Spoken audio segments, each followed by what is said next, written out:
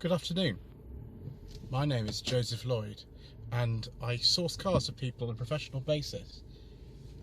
Although most of the cars I source are between £1,000 and £5,000, very often I've been asked to show something a little bit cheaper on the channel, and so I came up with No Budget Reviews, the series where we look at cars that you can buy in good condition with an MOT for under £1,000 and you can enjoy driving.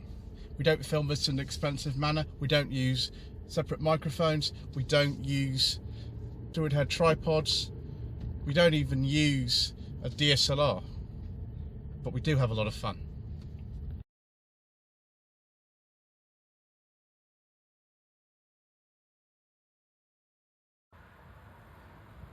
I've been looking forward to this day for some time, viewers. This is a 1991 Toyota Carina II 1.6 XL. The ones I knew when I was younger were the XLRs, but this is an XL because it's actually got a carb engine in it, and you can see that it definitely is an XL from the back. The XL was the bottom trim of the Carina II range in this country. There actually weren't that many trims at all, there were only 3, and there were only really 2 engine options because we don't talk about diesels on this channel, of course.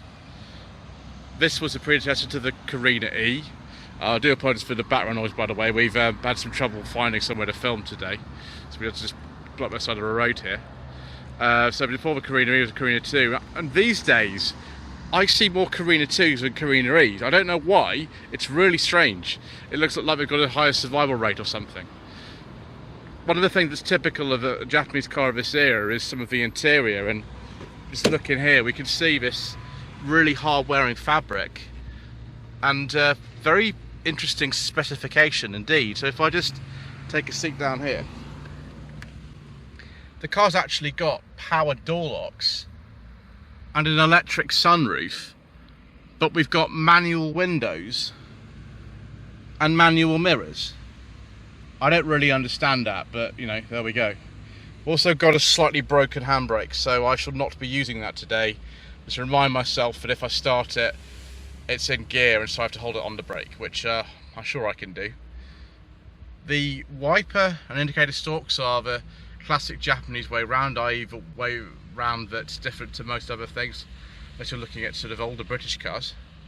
And I like this dashboard. It's a bit more curvy than I thought it would be. It's kind of reminiscent of a P10 Primera, so another car we've had on the channel a long time ago. 16 valve engine, of course, in this case generating about 95 horsepower. Standard radio cassette, and this is a later car, so it has a different steering wheel from the earlier ones. Seats are quite comfortable, headroom's a little bit limited if you're tall, like the owner of this car, Alex, is. We have got high adjustable seat belts though. And yes, maybe we'll stop this up and you know, see how it sounds.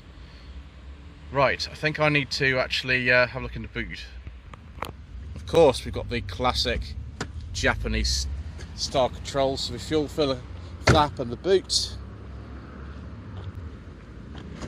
This is a hatchback. There were saloon and estate versions available as well. There's a lot of stuff in here, but I'm not going to move it. I'm sure there's a spare tyre under here somewhere. Of course there is. It's a car of this age. But yeah, we've got a boot light, 2-piece parcel shelf, a bit like a Rover 800. And quite a big capacity. There's all sorts of stuff in here. I mean, it's very practical. See why that's you know, a reason to choose one of these cars. I just like the simplicity of the styling of one of these. I mean, you know, you might say it's a thoroughly conventional kind of car if I look at it, but it's not ugly, and actually I think the shape's fairly elegant really for something of this time. And the little details of this car, like the little locking knobs I remember from Toyotas of years ago, and these handles, they came on loads of different models. Of course, this is based on a Japanese market car called the Carina T170, and so if you're from other parts of the world, you'll recognise these. Nice, simple, clear instruments. Really nothing scary at all. I'm remember the handbrake doesn't work, so it's in gear.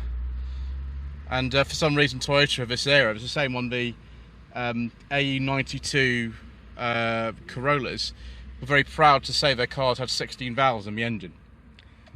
Dimmer switch there for the instrument panel, fog light as well. This car's also got 2 hazard light switches, and only one of them is actually the hazard light switch.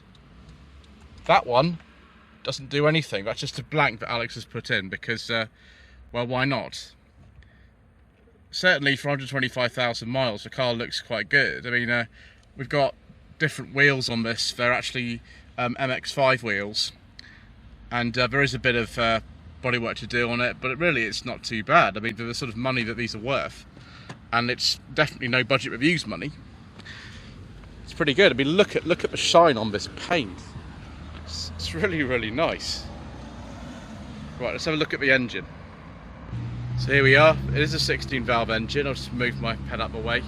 16 valve engine. It's actually got the engine code on here, the 4AF engine, developing about 95 horsepower with this carburetor setup. Again, the car of this era, you can see everything really easily. I mean, the gearbox is just down there where my head keeps getting in the shadow. You know, some people would probably climb in this bit if they got rid of some of these wires. Just, again, another very simple car to work on. Reminds me underneath here of cars like, I don't know, a Montego, something like that. The sort of space there is to work on the engine. Again, nothing particularly scary in here. Cam cover gasket leaks are common on engines of this time. But yeah, apart from that, it looks pretty good. I'm amazed how quiet the engine actually is, and we'll test that in a little while. I forgot to actually have a look at the back, which is what we're going to do. I'm not really actually going to climb in. There's quite a lot of stuff in here, and both the passenger and driver seats are set for someone who's quite tall, which isn't actually me. That's Alex. But yes, it's just, I don't know, it's very nice. We actually got a head restrainer would have come in here as well, and a little armrest to just move my stuff out of the way. There we are. I just really like this fabric. It's very airy in here. I mean, it's similar to cars of this size and other manufacturers as well, but it's not a bad thing. The seats are really squishy. So I've taken my phone case off because it's really warm, and hoping the phone will cool down a little bit. Right. Excellent.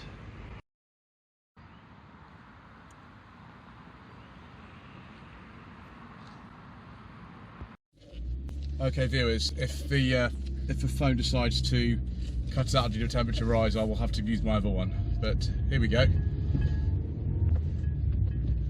So there weren't many engine options available for these cars at all. There was a 1.6 like this. It was available the fuel injected version as well, but I don't think actually that was that common in this country. I think we've mainly got the carb engine like this. And there was a 2 litre which developed 126 horsepower. That was fuel injected, and that was often found on the GL Executive version. The GL Executive version is actually something I remember from my childhood, because when I was at primary school, my brother had a learning support assistant because he's got Down syndrome, and she used to drive a 1989, or rather G-Reg, it wouldn't be 1990, Carina II GL Executive. So yeah, it's really fun to be driving one of these, and considering it's only got 94 horsepower, it's 1.6, it feels pretty good. It actually feels a lot more modern to drive than I was expecting. It feels really easy. We've got the power steering. It's very, very light. It sort of reminds me of a Rover 800 in that respect. It's an older car with light power steering. It's got a nice, easy gearbox. Yeah, I mean, it doesn't handle quite as well. I can feel it doesn't handle quite as well as a P10 Primera. Those do handle really well, actually. And you can have a look at that episode by following the link in the description below, because they were sort of rivals, really. I imagine 0 to 60 this car is about, what, 11-12 seconds. but it just feels ever so nice to drive. You know, I'm amazed at the survival rate of these cars, and if the rust is obviously a big issue, and this car has had some work done to keep the rust at bay. But yes, it's really good. I quite like it. Maybe I'm not, you know, I shouldn't be surprised about that, but I actually really like it.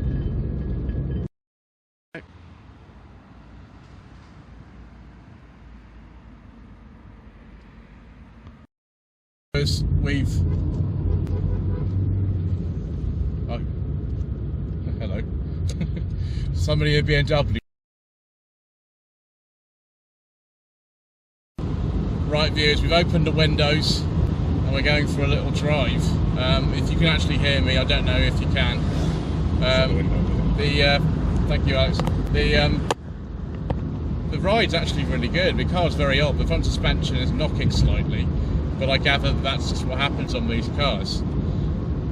It's just so easy to drive. The gearbox is easy, the clutch is easy. It's quite easy to see out of it. It's much nicer to drive than a Mark III Cavalier, that's for sure. That's not bad, but this is really nice. Mounts in the way, of course, it's no budget reviews. And yes, you know, it was a terrible reflection and rays and things. This isn't really showing off the camera's ability. You know, in the moment, it's pretty bad. But I'm having a really good time. I'm really impressed by this.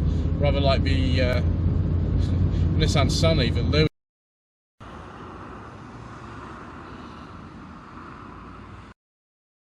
Okay, viewers, as I was saying, yeah, the Nissan Sunny that I drove last year, no budget reviews. That was a real surprise, and so is this. You know, I understand why Alex really likes it. I mean, I really like this too. I'd prefer a GL Executive, but that's just the way it goes. Right, I better stop now, otherwise the camera's just going to turn off again. It's very annoying.